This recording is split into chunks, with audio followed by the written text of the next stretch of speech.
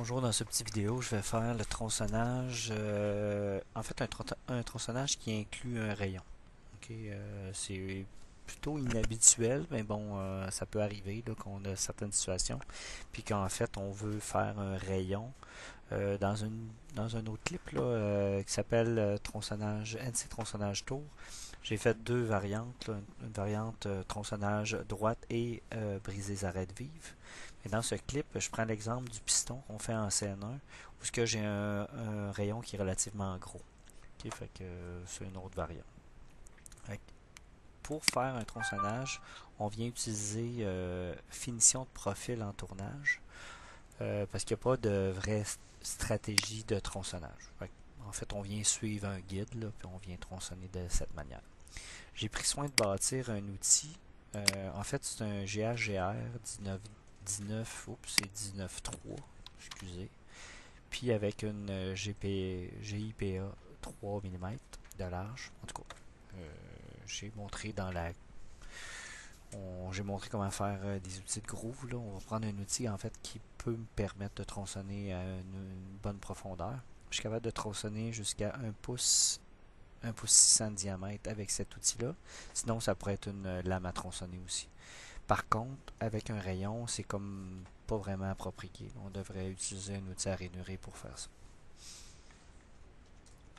Fait que je vais venir sélectionner mes géométries.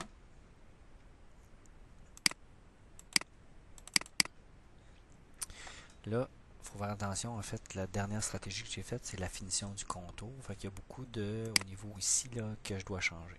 Fait que là, je vais enlever orientation. Je vais mettre orientation frontale. Pas en avant, mais plutôt à l'arrière. Puis je vais aller vers la broche. Ok, déjà, là, je suis comme bien positionné. Si je fais un play de ça, on voit, bon, il y a toutes les macros là qu'il va falloir que je change bien sûr. Puis on voit notre entrée tangentielle qui avait été faite pour ici, une sortie qui est pas vraiment appropriée dans ce cas-ci. En fait, je me décale vers le brut, fait qu'il va falloir que je change ça. Mon entrée tangentielle est pas si mal en fait, je vais m'en servir parce que je veux venir faire le rayon ici. Là, je fais comme le tronçonnage final, mais à ça, va falloir que j'ajoute un petit pré-tronçonnage pour venir dégager l'arrière du rayon. Je ne peux pas vraiment me déplacer de côté, là, ou en tout cas plutôt difficilement. Habituellement, on vient faire une trace, puis ensuite, on vient faire notre parcours. Je vais comme faire le parcours en premier, puis je viendrai insérer au départ par la suite.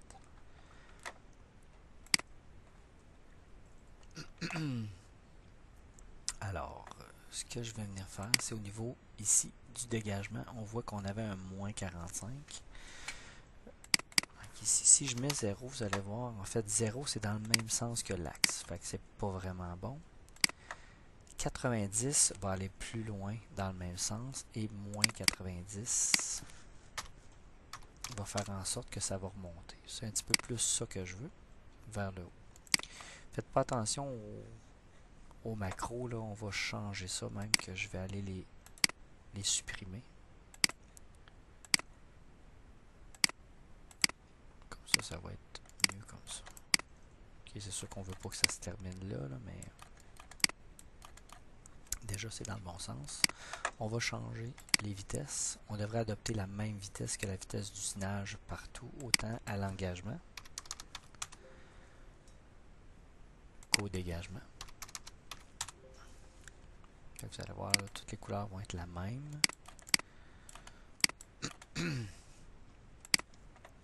Là ici,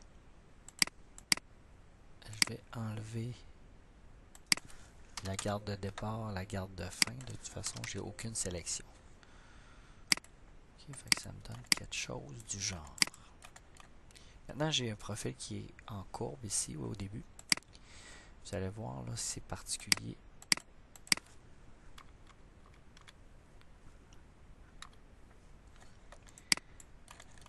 Ça fait presque je veux, sauf que vous voyez, il va venir toucher sur toute cette surface-là ici, ça va faire un mismatch.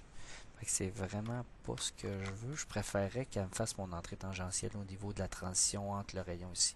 Je voudrais pas cette partie plate.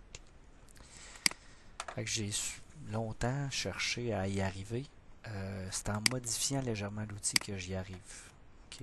Fait qu'ici, j'ai un angle de bas qui est plat. Le bas de la pastille est vraiment à 0 ici.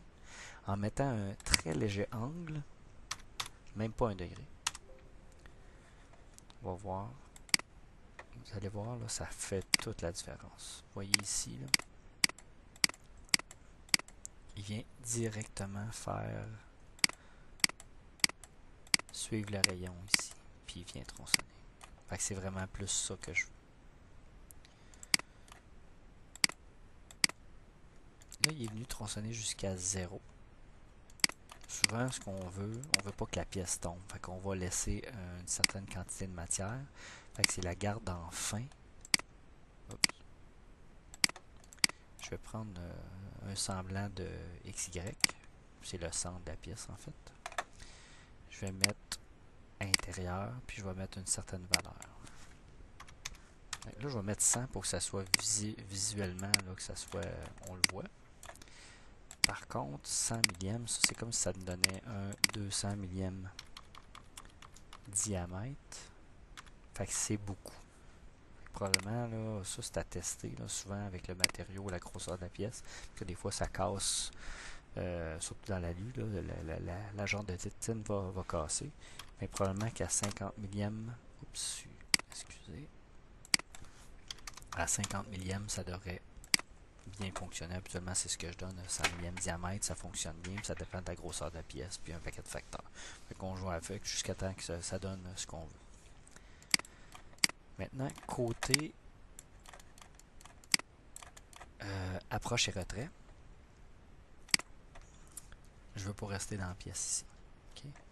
Fait que je vous ai dit que idéalement, je vais aller me positionner un point de transition ici, parce qu'en fait, la seule façon de remonter, c'est de faire un retrait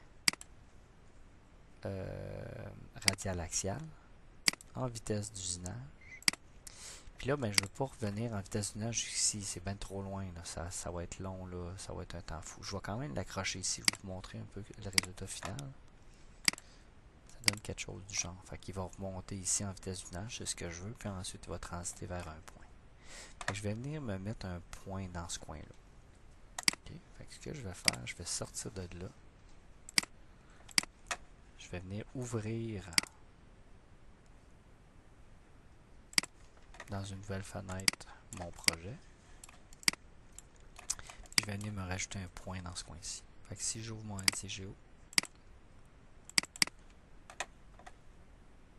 je me fais sur mon plan ici. Je ne veux pas rentrer à nouveau dans celui-là où j'avais fait mes points au préalable parce qu'en fait, je vais avoir édité l'esquisse puis il va falloir recalculer tout.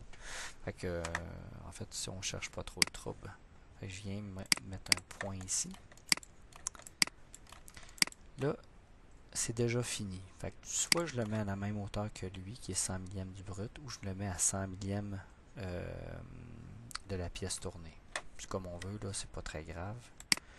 Je pourrais le mettre comme ça ici, 100 millième. Puis la position à l'arrière, ben, connaissant la largeur de la pastille, je pourrais la mettre égale, mais c'est pas très grave. De toute façon, je vais souvent utiliser radial, axial, axial, radial pour éviter en fait de faire des parcours qui respecteraient pas là, un parfait 90. Il faut vraiment que je sorte radialement sans me déplacer en angle. Fait que faut faire attention à ça, mais même si je mets à 118, ça devrait être bon. Fait que j'ai mon fameux point.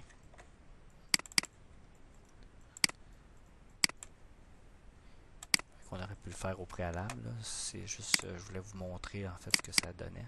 Fait que là, je vais venir autant à l'approche. Je vais faire un radial axial. Non. Axial radial. En vitesse rapide. De là. Puis je vais faire un retrait. Axial radial. Radial axial. En vitesse d'usinage. Ouais. Donc, ça donne quelque chose du genre. Okay, fait que ça fait très carré. Tac, tac, Puis ensuite, c'est la stratégie qui prend la suite. Puis il retourne ici, très très droite. Fait que si mon point était ici, c'est pas grave. Il suivrait là. Vous voyez, il fait un petit décalage à la fin. Okay, fait que c'est ce que je veux. Ça, c'est mon parcours final. Maintenant, comme je vous disais tout à l'heure, idéalement, il faudrait que je fasse une petite trace ici, égale à peu près jusqu'à la base du rayon, parce que je ne peux pas vraiment me déplacer de côté avec l'outil, qui n'est pas dans la matière, pas avec autant de matière ici. Okay. Fait que je vais rajouter une stratégie. Fait que le baisse, je fais un copier-coller. Copier-coller. Je vais éditer la première. Puis je vais enlever le rayon. En fait, je vais choisir la ligne ici. Sans le rayon. Vous voyez, là, ça me donne quelque chose de droit. Je vais enlever aussi ça, là, parce qu'il est plus pertinent. Je vais faire une entrée qui est linéaire. J'ai pas besoin de coin. Je peux l'enlever. Donc là, c'est linéaire. Par contre, je m'en vais bien trop loin. Et moi, je veux juste faire ça ici. Puis, oui, aussi, je vais laisser une petite surépaisseur. Surépaisseur sur pièce. Une dizaine de millièmes, juste pour dire que je vais être un petit peu décalé. Je sais pas si vous voyez là. Je parle pas fort parce que je suis au département. Vous voyez, il y a un petit quelque chose ici. Fait que là, il faudrait quasiment que j'arrête dans ces environs-là. Je n'ai pas pensé à ça, mais il va falloir que je fasse attention. Vous voyez ici, là, je suis tout près du brut.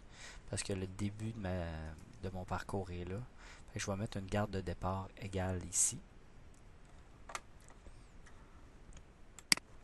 Ok, fait que garde de départ, je sélectionne ça. Je vais mettre dessus. On regarde ce que ça donne. Ça a plus d'allure, vous voyez. Fait que ça, c'est bon. Puis à la fin, je vais probablement utiliser le même en fait, parce que ça marche pas super bien quand je prends la ligne en haut.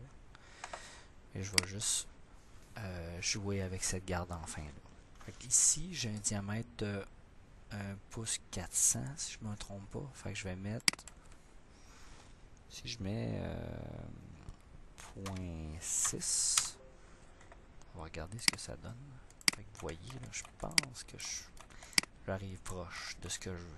Peut-être un petit peu profond, mais c'est pas grave, c'est costaud encore.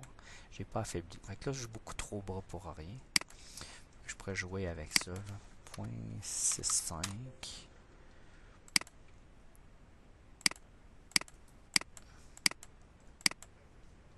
Ça a de l'allure. Ça a bien du bon sens. Fait que vous voyez, là, ça serait ma pré-trace. Puis ensuite, je viendrai faire mon tronçonnage, la stratégie que j'ai faite là, au préalable. Fait que là, je vais jouer avec mes macros. Fait que côté macro, j'arrive du changement d'outil. Fait que là, je vais ajouter à ça construit par l'utilisateur. Puis j'aille pas transiter par ce point-là en avant ici. OK? Fait que vous allez trouver que ça fait beaucoup de points. Là. Mais j'arrive ici, en avant. Puis ensuite, mon point 1 pouce, qui est très important au niveau du changement d'outil. Bon. Puis on avait notre... Ça, c'était en vitesse d'usinage.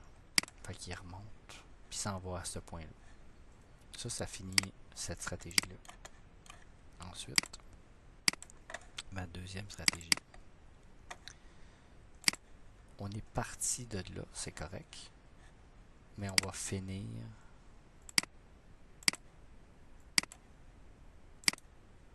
rapide au changement d'outil. Vous voyez. Si je roule mon projet au complet, oups, quand ça fait ça, calcul le trajet d'outil forcé. On profite pour enregistrer tant qu'à faire. Puis on peut rouler à nouveau au complet. Hop, j'ai un P9 ici. Ça devrait être en P3. Ça. Je m'en suis pas rendu compte parce que le rayon est pas gros. Là. P3. Puis on va aller voir si j'aurais pas fait cette erreur-là. Ah non, je suis en P3, c'est bon. Ok, on recommence. Calcul, trajet d'outils. Forcé, ok, j'enregistre. On roule ça. En 3D.